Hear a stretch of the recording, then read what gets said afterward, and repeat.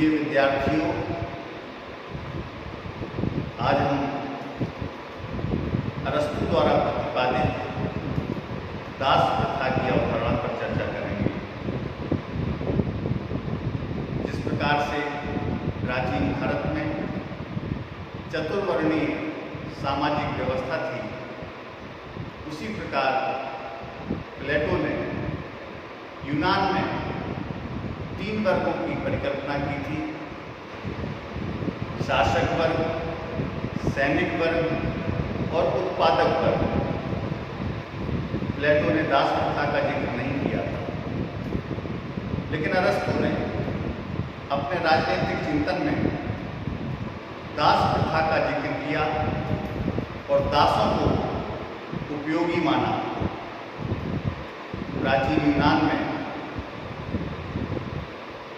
Homer के समय से ही दास प्रथा सामाजिक जीवन का एक अभिन्न अंग थी, लेकिन सोफिस्ट विचारकों ने, खासतौर से एंटीफोन जैसे सोफिस्ट विचारकों ने, इस प्रथा को प्राकृतिक न मानकर इसे परंपरा का अंग बताया था।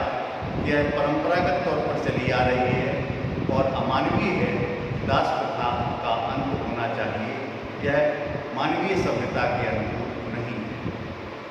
इसके बावजूद भी प्लेटो अरस्तु ने इसे न्यायोचित बताया और यह कहा कि परिवार की व्यवस्था के लिए सजीव और निर्जीव 2 प्रकार के साधनों की आवश्यकता होती है। संपत्ति एक निर्जीव साधन है और दास एक सजीव साधन है। मतलब संपत्ति निर्जीव है, दास सजीव है, और संपत्ति का सृजन करना है, संपत्ति की देखभाल करनी है, खेतीबाड़ी करनी है, व्यापार करना है, व्यवसाय की प्रगति करनी है, तो उसके लिए दासों की महती आवश्यकता है और दास प्रथा उपयोगी है और होनी चाहिए, ऐसा अरस्तु का मत था। अपने तर्कों के समर्थन में अरस्तु कहता है कि दासता एक प्राकृतिक सिद्धांत है, क्योंकि प्रकृति ने ही ऐसा कुछ उत्पन्न किया है जिसमें कुछ लोग अपनी बुद्धिमत्ता से निर्देश देने के योग्य होते हैं। उनकी बुद्धि इतनी प्रबल होती है, इतने बौद्धिक होते हैं, योग्य होते हैं, विद्वान होते हैं, वह निर्देश दे सकते हैं। और कुछ लोग ऐसे होते हैं जो केवल उसकी पालना कर सकते हैं। इसलिए उसने दास प्रथा को एक तरह से प्राकृतिक माना है। दूसरा तर्क उसका था कि स्वामी वर्ग के व्यक्तियों और संपूर्ण समाज के लिए यह लाभप्रद है। अरस्तु का मानना था कि जिस प्रकार से वीणा आदि यंत्रों के माध्यम से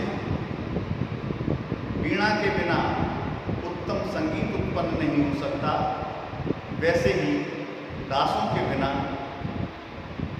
जो बौद्धिक वर्ग है, जो स्वामी वर्ग है,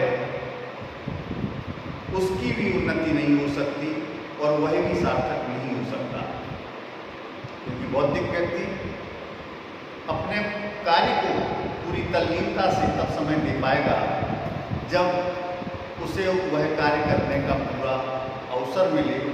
यदि वो सामान्य कार्य करने लगेगा तो बौद्धिक कार्य से वह वंचित हो जाएगा। जीवन के अन्य कार्य हैं, जो सहायक कार्य हैं, वह कार्य दासों के द्वारा ही संपादित हो सकते हैं और संपादित होने चाहिए। अरस्तु दासता को नैतिक भी मानता है। अरस्तु दासता को प्राकृतिक के साथ नैतिक भी मानता है, और नैतिक इसलिए मानता है कि विवेक शून्य वर्ग, जिनके पास बुद्धि नहीं है, जिनके पास विवेक नहीं है, ऐसे लोग जब बौद्धिक वर्ग के संपर्क में रहेंगे, उनकी सेवा शुश्रूषा करेंगे, उनके कार्य में हाथ बटाएंगे, उनके सहायक कार्यों को संपादित करेंगे, तो उनके अंदर भी एक चेतना का विकास होगा, उनके अंदर भी विवेक की भावना पैदा होगी, बुद्धि की भावना पैदा होगी। इस आधार पर अरस्तु ने इसे नैतिक भी बताया है, प्राकृतिक के साथ साथ दास प्रथा को नैतिक भी बताया है। चौथी बात, अरस्तु का मानना था कि राष्ट्रीय अर्थव्यवस्था के स्थायित्व के लिए दास बहुत आवश्यक है। राज्य में जो कार्य होते हैं, कृषि है, खेतीबाड़ी, पशुपालन, अन्य कार्य जो श्रम से संबंधित हैं, बुद्धि से संबंधित नहीं है, तो इन सब को संपन्न करने के लिए दासों की महती आवश्यकता है। इसलिए दासों को निश्चित तौर पर होना चाहिए ताकि वो स्वामी वर्ग की, बौद्धिक वर्ग की सेवा कर सकें, उनकी आज्ञा की पालना कर सकें।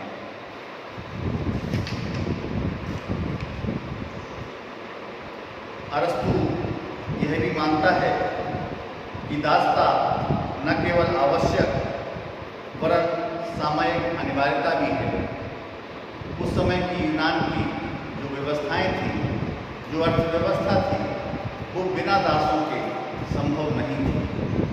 दास यदि सेवा का काम न करते, खेतीबाड़ी का काम न करते, कृषि का काम न करते, पशुपालन न करते, अन्य जो श्रम से संबंधित कार्य हैं, जो बुद्धि से संबंधित कार्य नहीं हैं, यदि उन कार्यों को न करते तो राष्ट्रीय अर्थव्यवस्था चौपट हो जाती और पूरा आर्थिक ढांचा जिस पर यूनान अवलंबित था वह खंडित हो जाता।